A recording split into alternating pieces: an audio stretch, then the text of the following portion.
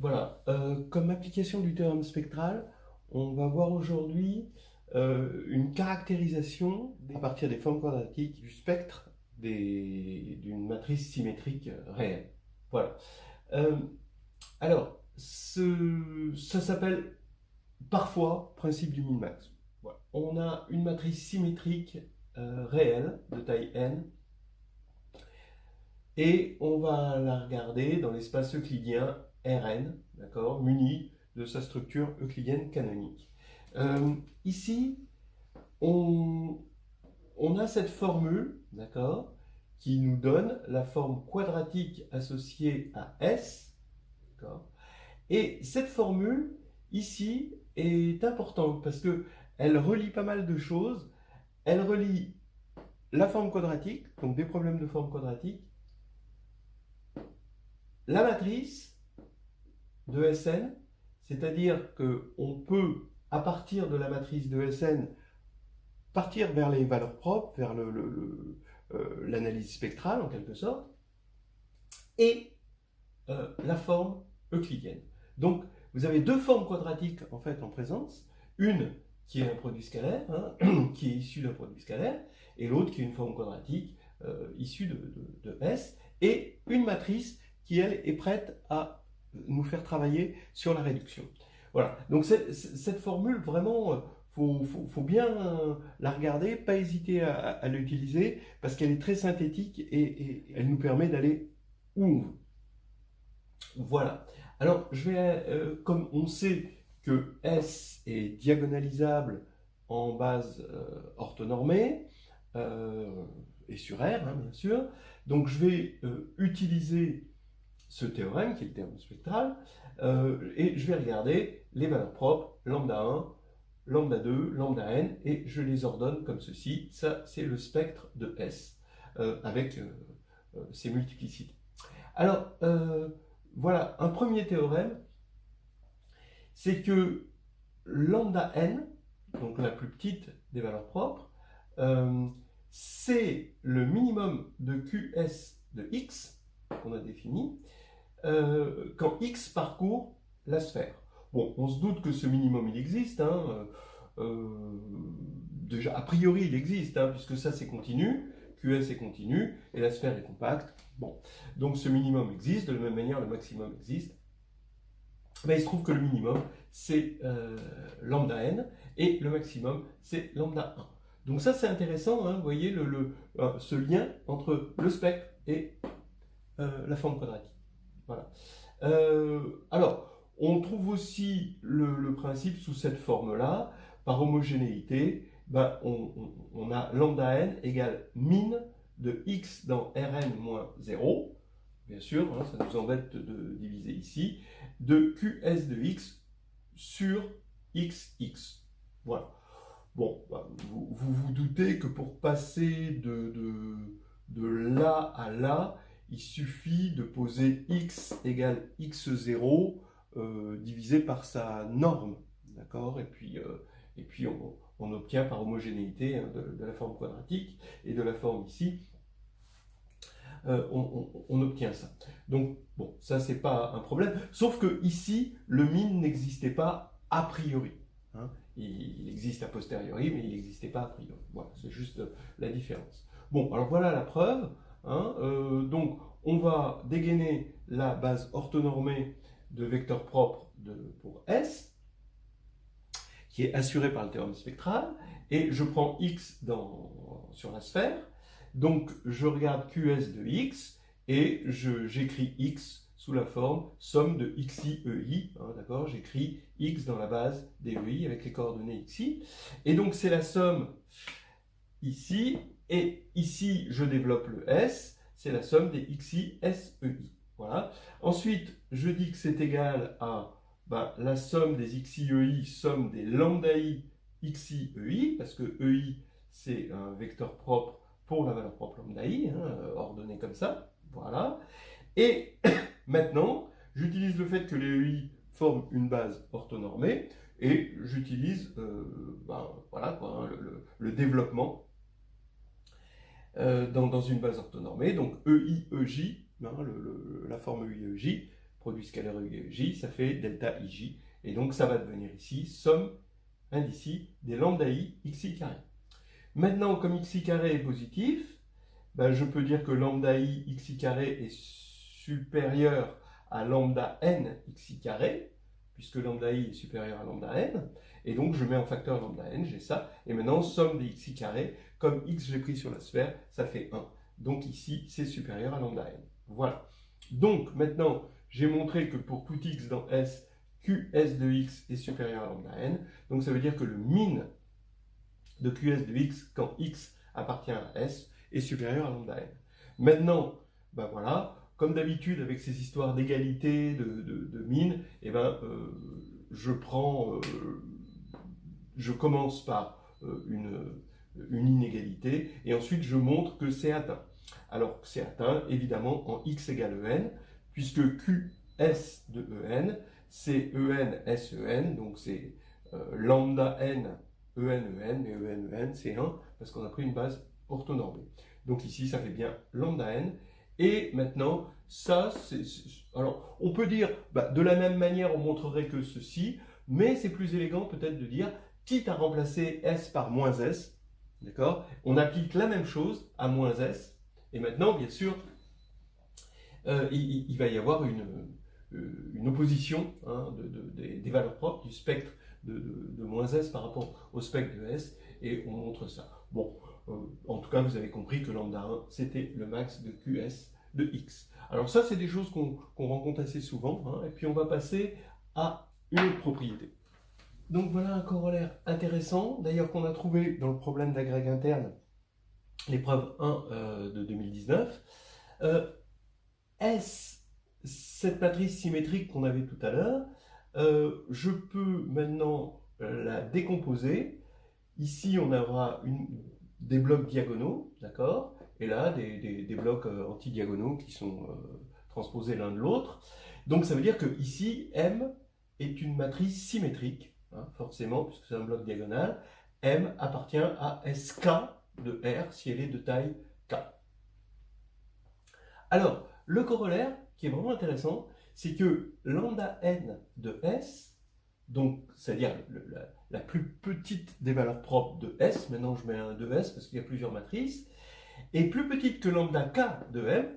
Alors lambda K, puisque M a K valeurs propres, hein, ça va être par définition la plus petite des valeurs propres de M, qui est plus petit que lambda 1 de M, qui est plus petit que lambda 1 de S.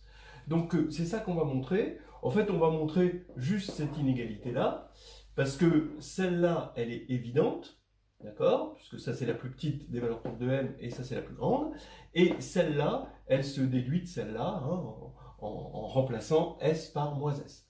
Donc on va montrer ça, et avant tout, voilà un petit contre-exemple, hein, qui prouve que c'est que dans le cas symétrique, hein, que ça marche, symétrique réelle.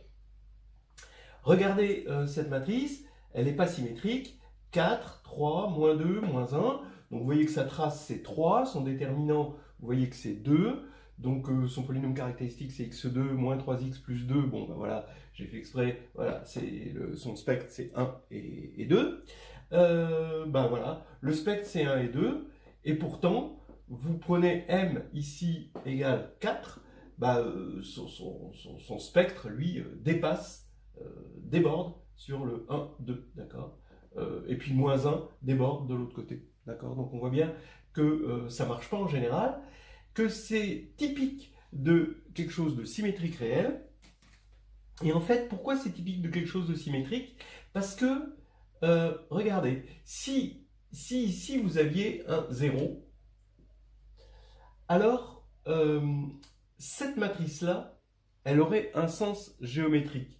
C'est par rapport aux endomorphismes, hein, S, on lui fait correspondre à un endomorphisme, et la matrice M, c'est l'endomorphisme induit. Donc on peut parler d'endomorphisme. Mais, et donc là, on aurait des résultats, on pourrait avoir des résultats. Le fait qu'il y ait un A là, fait que cette matrice M, en tant qu'endomorphisme, n'a plus tellement de raison d'être. Mais, en tant que forme, comme la matrice est symétrique, on lui associe une forme quadratique, et en tant que forme quadratique, M a une raison d'être. Hein, d'accord? Et c'est ça ce que l'on va voir.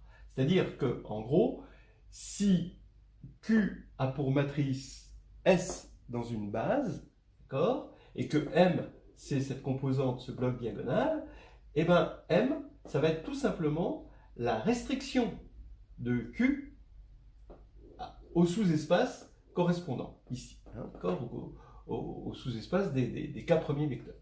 Voilà, c'est ça qu'on va voir, et c'est pour ça qu'on va se diriger vers les formes quadratiques, d'accord. A priori, c'était un problème spectral, mais on va aller se diriger vers les formes quadratiques, d'accord, grâce toujours à la formule dont j'avais parlé ici. Donc, voilà, hein, vous voyez, QS de x, c'est XSX pour tout x dans Rn. Maintenant, je vais regarder, je vais plonger RK dans Rn, d'accord?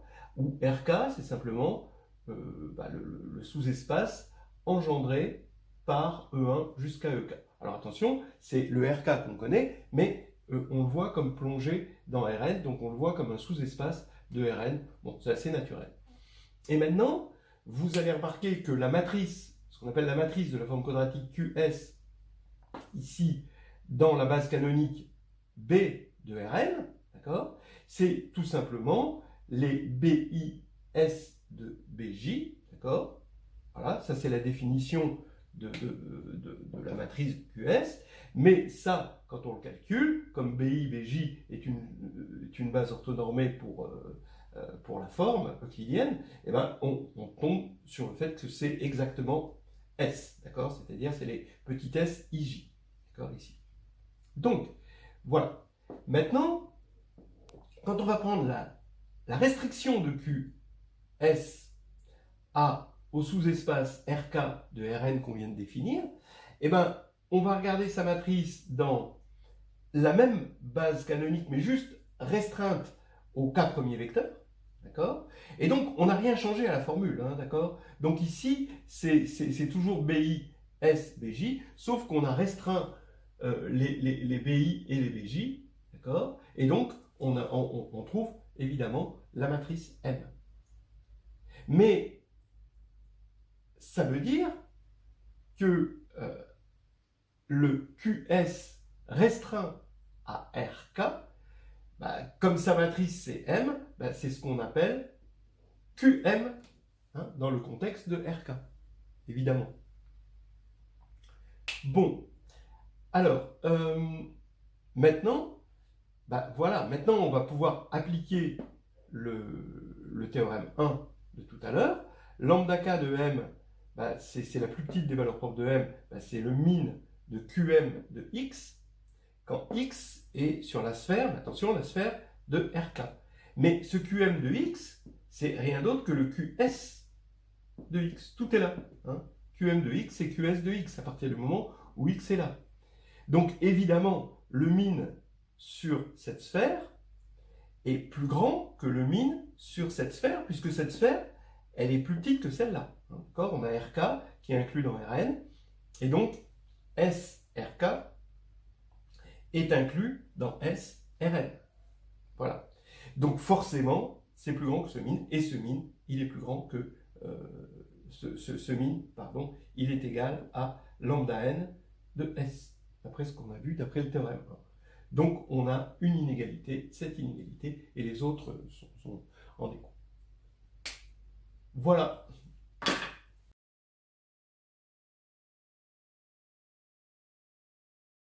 Allez, on est parti sur deux petits exercices matinaux autour du principe min-max. Hein. Premier exercice, vous montrez que si S et S' sont deux matrices symétriques, réelles évidemment, de même taille, alors lambda 1 de S plus S', donc lambda 1, je vous rappelle que c'est la plus grande hein, des valeurs propres, est inférieure à lambda 1 de S plus lambda 1 de S'.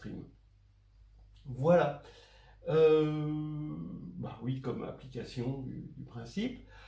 Une autre application moins attendue, trouver A, B, C, d'accord, des réels, tels que la fonction de R dans R qui a X associe A cosinus carré x plus B sinus x cosinus x plus C sinus carré x atteint son max en pi sur 3. Et il faut trouver ABC en fonction du minimum de la fonction, petit m, et de son maximum, grand M. Évidemment, petit m et grand M existent puisque c'est une fonction continue, périodique, voilà. Donc ça, c'est curieux. Mais je l'avais déjà fait dans une autre vidéo, mais bon, c'est le moment de le replacer. Voilà la solution des exercices. Donc, pour le premier, ben, c'est vraiment une simple application. Vous prenez x sur la sphère, s plus s' x, ben, c'est sx plus s'x, et donc c'est évidemment inférieur au max des sy quand y parcourt la sphère, puisque x est sur la sphère, plus le max des s'y quand y parcourt la sphère. Bon. Donc maintenant je prends le max à gauche, et le max pour x parcourant la sphère, de s plus s', qui va être inférieur ou égal forcément à la somme de ces deux max.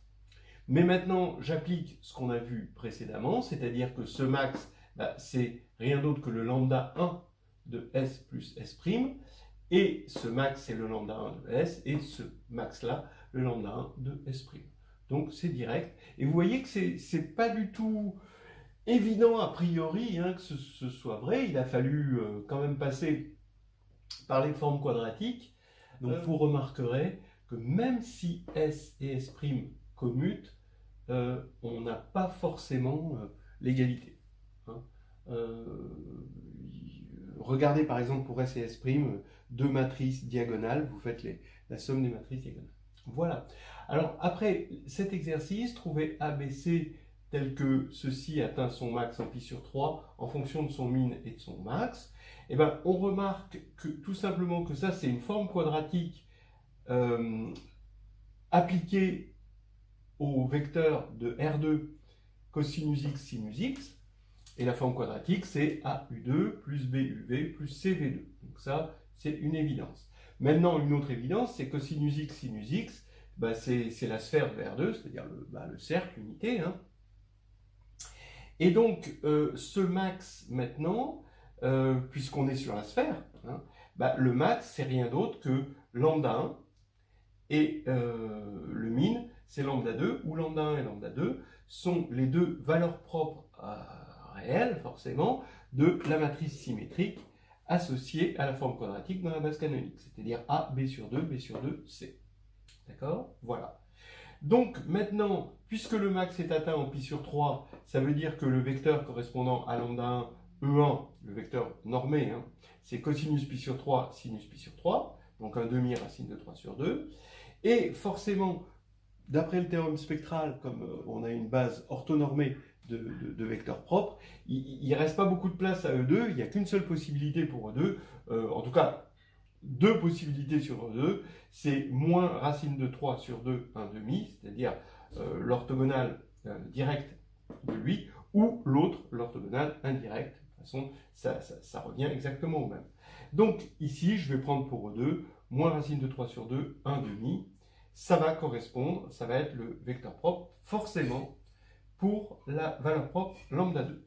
Ce qui me fait une matrice de passage entre la base canonique et la nouvelle base E1, E2, 1 demi, racine de 3 sur 2, moins racine de 3 sur 2, 1 demi, donc j'écris mes deux vecteurs comme ça en colonne, et ce qui fait que dans l'ancienne base, j'ai A, B sur 2, B sur 2, C, la nouvelle base, eh ben, étant donné que E1 et E2 sont des vecteurs propres, on a M0, 0, petit m, des vecteurs propres, voilà, ils sont...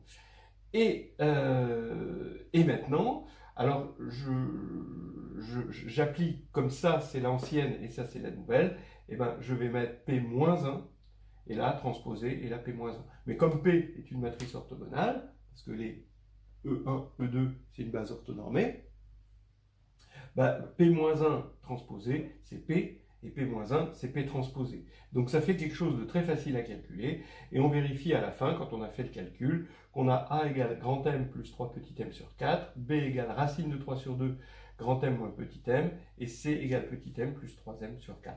Et voilà, ça marche très bien. Bon, c'est un exercice un peu magique quand même, hein, voilà.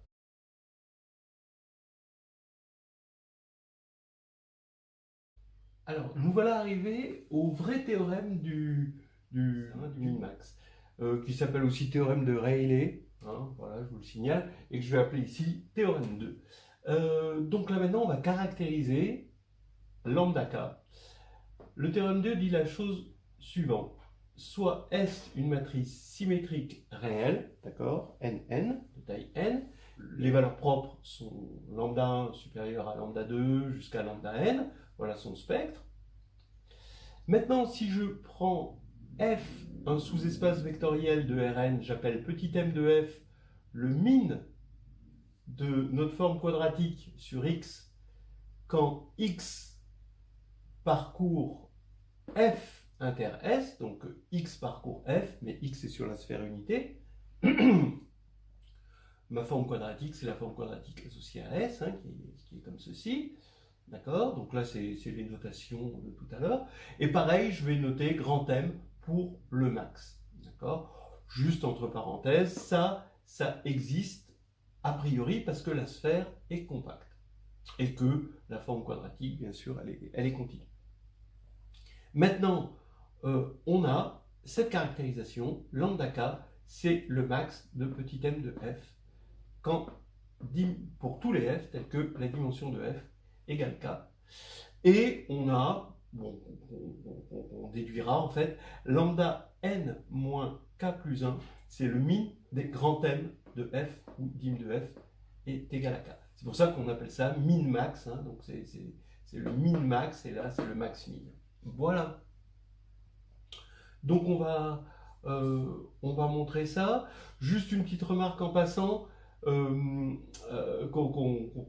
peut se demander.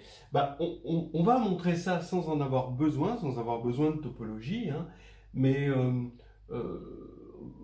d'ailleurs, ce min existe sans besoin de topologie. Ce max, on a juste besoin de la métrique hein, pour ça.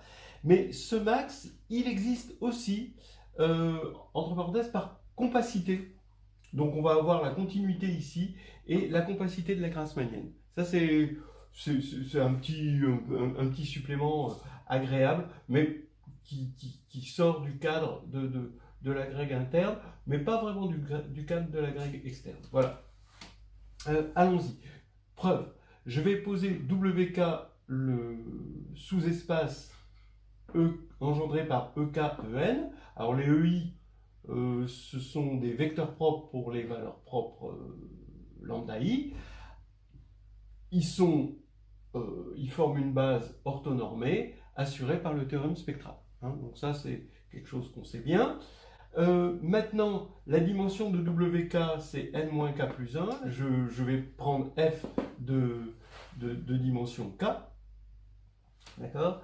Et maintenant, donc je fixe f de dimension k. Et je vais avoir que la dimension de f inter WK est supérieure par la formule de Grassmann à k plus n-k plus 1, dimension de W, moins la dimension de l'espace total. En fait, dans la formule de Grassmann, c'est f plus, on a une égalité avec f plus WK, mais là, j'ai une inégalité avec la dimension de l'espace total, c'est-à-dire n. Et donc, ça veut dire que c'est supérieur à 1. Si la dimension est supérieure à 1, c'est qu'on peut trouver un élément x non nul, et quitte à le diviser par sa norme, ce qui fait qu'on ne change pas d'espace, et bien donc x il est non nul dans f inter WK, et en divisant par sa norme, il est sur la sphère. Donc maintenant, comme x est dans WK, xs de x est inférieur à lambda k. Alors, je vous ai mis ici la petite formule qu'on avait déjà utilisée. Hein. Si x c'est somme de i égale 1 à n de xi ei, xs de x c'est somme de 1 à n de lambda i xi carré. D'accord? Et avec ça, vous montrez facilement qu'à partir du moment où x est dans WK, ça va être inférieur à k, parce que lambda k, ça va être le max des valeurs propres ici. Bon, donc ça c'est assez simple. Donc maintenant, à partir du moment où il existe ce x, on est sûr que m de f est inférieur ou égal à lambda k, puisque on a trouvé un x qui est dans S, qui est dans f, et tel que x, s de x est inférieur à lambda k. Donc, on en est sûr. Voilà.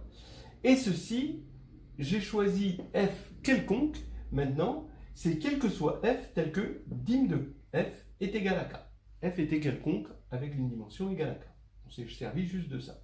Donc, comme ça, c'est vrai pour tout f, comme ça, ben, je vais prendre le max pour tous les dim de f égale à k, des m de f, forcément, ce sera inférieur à lambda k, puisque ça ne dépendait pas de f. Voilà. Maintenant, je prends pour vk le sous-espace engendré par E1 jusqu'à ek. Et là, toujours avec cette même formule, je constate que petit m de vk, donc le min, d'accord, ici, et ça va être, pour vk, ça va être lambda k, parce que lambda k, ça va être ici le min des valeurs propres de ces vecteurs propres. Donc, ça veut dire que c'est atteint pour un sous-espace de dimension k. Donc, j'ai bien l'égalité et j'ai bien ça. Maintenant, l'autre assertion, c'est toujours pareil. La deuxième assertion, elle est quasiment gratuite. Si on remarque que quand je change S en moins S, mes valeurs propres deviennent les moins lambda i, mais elles sont ordonnées à l'envers. Donc, il faut compter le lambda 1 de moins S, c'est en fait l'opposé de lambda n de S. Et plus généralement, lambda k de moins S, c'est moins lambda n-k plus 1 de S. Donc, on en déduit très facilement ça, parce que le moins, il va changer les min en max, les max en min, etc. Voilà donc le théorème. Donc, des petites choses autour du théorème, ça peut aussi être dit sans parler de S de la sphère, d'accord? On prend x dans f et on prend juste, dans ce cas-là, x, sx sur xx, mais il faut prendre x dans E, dans Rn, mais moins 0 quand même, hein, d'accord? Donc ça, entre parenthèses, ça s'appelle le quotient de Rayleigh. Voilà, et ça c'est le théorème de Rayleigh ou le principe du min-max, etc., etc. Voilà, on va en voir quelques petites applications sympathiques.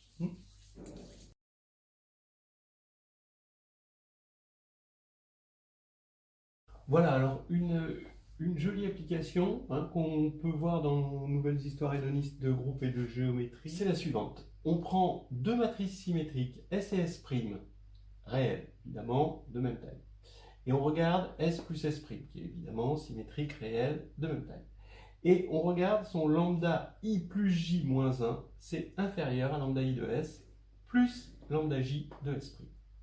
Bon, allons-y pour la preuve. Alors, il y a un petit préliminaire qui a à voir, qui est sympathique. Vous prenez F, G et H dans Rn, trois sous-espaces, et on suppose que la somme des trois sous-espaces est strictement supérieure à 2n, où n, c'est la dimension, là, ici, c'est de Rn. Alors, on va trouver un élément non nul dans l'intersection des trois, c'est-à-dire que la dimension de f inter g inter h est strictement positive. Voilà. La preuve est vraiment très simple, il suffit de prendre l'application linéaire qui va de f croix g croix h, donc ça c'est produit cartésien des espaces vectoriels, ça c'est un espace vectoriel, dans Rn croix Rn, qui a FGH associe F moins H, G moins H, d'accord, donc c'est bien linéaire, hein. Et le noyau est non trivial. Pourquoi? Parce que la dimension à gauche, c'est la somme des dimensions, hein. Je vous rappelle que la dimension, hein, c'est comme un peu un logarithme, hein. Donc c'est la somme des dimensions, et la somme des dimensions est strictement supérieure à 2n, et la dimension à droite, c'est 2n. Donc on a une plus grande dimension ici qu'ici, le noyau est obligé d'être non trivial. Donc on a un élément FGH qui est dans le noyau, ça veut dire que F moins H, G moins H est égal à 0, 0, et donc ça implique que F égale H et H égale G. Donc F égale H égale G. Donc cet élément, qui est forcément non nul, d'accord, est dans l'intersection des trois.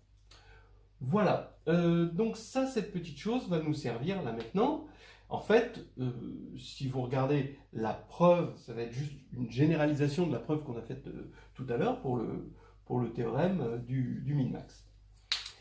Mais cette fois-ci, on va définir WI de S. Et UI de S forment la base choisie orthonormée de vecteurs propres pour S. Pareil pour S', d'accord? Je vais juste regarder le sous-espace engendré par les vecteurs allant de EI de S à EN de S. Pareil ici pour W. Là, je vais prendre J et là, WJ de S'. Maintenant, je vais prendre un sous-espace F quelconque qui est juste de dimension I plus J moins 1. Donc, je remarque que I plus J moins 1, donc cette dimension, plus cette dimension, c'est-à-dire N moins I plus 1, plus la dimension de ça, c'est N moins J plus 1. Bon, et bien ça, quand on fait la somme, les I et J se simplifient, moins 1 plus 1 plus 1, donc il va rester 2N plus 1, donc quelque chose de strictement supérieur à N, à 2N, pardon. Et donc, on va trouver un X non nul dans F inter WI de S, inter WJ de S'. Et comme il est non nul, on peut le diviser par sa norme et obtenir un élément de la sphère. Donc, on a ce X-là. Maintenant, pour ce X-là, on regarde X, S plus S' de X. C'est X, S, X plus X, S' de X, évidemment. Et évidemment, comme d'après ce qu'on a vu au tout début, X, ça, c'est inférieur forcément à ça, parce que X, il est dans WI de S. Donc ici, toutes les valeurs propres, ici, sont au maximum lambda I de S. Donc ça, on l'a vu avec la formule de tout à l'heure, on l'a vu plusieurs fois. Et là, pareil, c'est inférieur à lambda J de S'. Voilà. Donc, comme il existe ce X, d'accord, eh ben, je peux affirmer que le min de X dans F inter S, parce que X, il existait dans F inter S, d'accord, eh ben, le min de X F inter S de cette expression-là, eh ben, est inférieur à lambda I de S plus lambda J de S. Voilà. Ce qui nous fait, donc ça maintenant, ce min-là, c'est ce qu'on appelle petit m de grand F. On a pris grand F quelconque de dimension I plus J moins 1. Donc je vais pouvoir affirmer que le max est inférieur à condition que je prenne que des F tels que la dimension de F est égale à I plus J moins 1. Donc ce max-là. Mais d'après le théorème de Rayleigh, ça, c'est rien d'autre que lambda I plus J moins 1. D'accord ? Ça, c'est le théorème 2. Donc ici, on a bien lambda I plus J moins 1 de S plus S' inférieur à lambda I de S plus lambda J de S', et c'est terminé. Alors, en fait, Weil avait trouvé les conditions nécessaires pour que si on a lambda, le spectre de S, vous prenez trois spectres. Et vous voulez une condition telle que le premier, c'est le spectre d'une matrice, le deuxième, c'est le spectre d'une autre matrice, et le troisième, c'est le spectre de la somme des matrices. Donc on regarde le problème inverse. Eh bien, une condition nécessaire pour que ces trois spectres soient les spectres de matrice S, S', S plus S' respectivement, ce sont ces inégalités qu'on appelle les inégalités de Weil. Elles ne sont pas suffisantes, mais Horn, en 1962, a complété ces inégalités pour en faire des inégalités suffisantes pour que ça représente des matrices S, S' et S plus S'. Alors un dernier théorème qui est issu du principe du min-max, qui fait partie un petit peu de toute cette petite culture là, C'est le théorème d'entrelacement de Cauchy, on va voir pourquoi il s'appelle comme ça, mais pour l'instant, on va partir de cet exercice-là qu'on avait fait, hein, que si on a une matrice symétrique réelle, avec ici des blocs diagonaux à M et à M', ici bon, les matrices transposées, alors le lambda 1, donc la plus grande valeur propre de S, est plus grande ou égale à la plus grande valeur propre de M. D'accord? Donc en fait, on peut se dire, bah oui, on a pris un, un sous-espace ici, et on regarde la restriction, hein, c'est ça qu'on avait fait hein, d'ailleurs, de la forme quadratique associée à S, on prend sa restriction à ce sous-espace, le sous-espace engendré par les 4 premiers éléments de la base canonique. Mais, donc ça devient évident à partir du moment où lambda 1 est vu comme un certain max.